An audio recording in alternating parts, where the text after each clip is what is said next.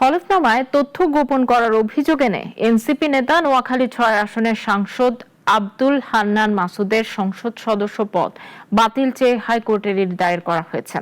নোয়াখালীর হাতিয়া উপজেলার স্থানীয় বাসিন্দা নাজমুল হোসেন হাইকোর্টের সংশ্লিষ্ট শাখায় এই রিট দায়ের করেন। বিচারপতি রাজিক আল জলিল ও বিচারপতি দেবাশিস রায়চৌধুরীর হাইকোর্ট বেঞ্চে রিটটি শুনানি হবে বলে জানান রিটকারীর আইনজীবী।